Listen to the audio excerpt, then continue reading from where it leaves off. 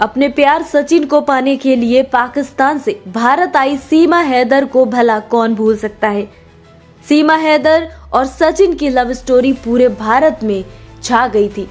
हर किसी की जुबान पर सीमा हैदर का नाम था। कई बड़े बड़े नेताओं ने सीमा हैदर को अपनी बहू के रूप में स्वीकारा और कईयों ने तो बहुत सारे उपहार भी सीमा हैदर को दिए। हालांकि सीमा हैदर इलीगल तरीके से पाकिस्तान से भारत आई थी। लव स्टोरी सोशल मीडिया से लेकर भारतीय और इंटरनेशनल मीडिया में जमकर छाई रही। सीमा हैदर पाकिस्तान से अपने 4 बच्चों के साथ अवैध तरीके से नेपाल के रास्ते होते हुए भारत में आई थी, लेकिन उस वक्त सभी की जुबान पर सिर्फ यही नाम था कि सीमा हैदर अब भारत की बहू है।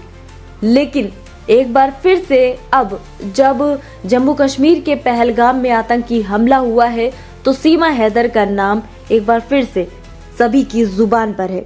दरअसल भारत ने सख्त कदम पाकिस्तान के खिलाफ उठाना शुरू कर दिए हैं। पहलगाम में आतंकी हमले के बाद वीजा लेकर भारत आए पाकिस्तानी नागरिकों को उनके देश लौटा दिया जा रहा है, लेकिन अब सभी की निगाहें कई देशों की सरहदें लांघकर भारत आई सीमा हैदर पर एक बार फिर से पड़ गई हैं। अब सभी की जुबान पर यह सवाल है कि पाकिस्तान से नेपाल पहुंची सीमा हैदर अपने प्रेमी सचिन मीणा के लिए कई देशों की सरहदें पार करके आई है।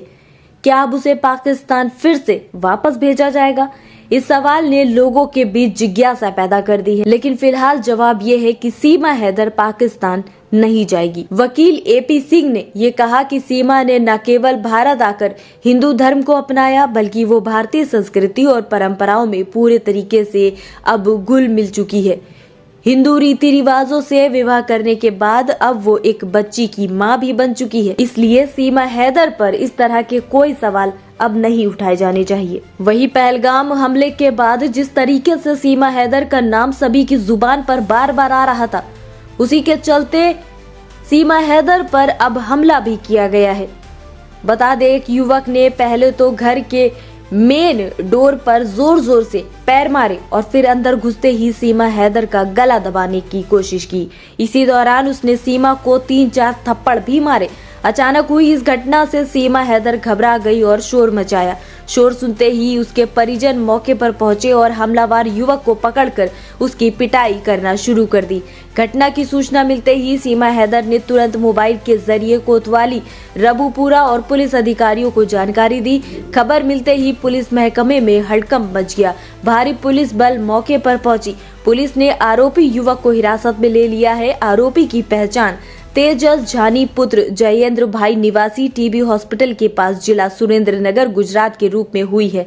बताया ये जा रहा है कि युवक ट्रेन से दिल्ली आया, वहां से किसी तरह रबुपुरा पहुंचा। उसकी मानसिक स्थिति ठीक नहीं लग रही। पुलिस ने उसका मोबाइल जब्त कर लिया है और उसकी कॉल डिटेल फिलहाल खंगाली जा रही है।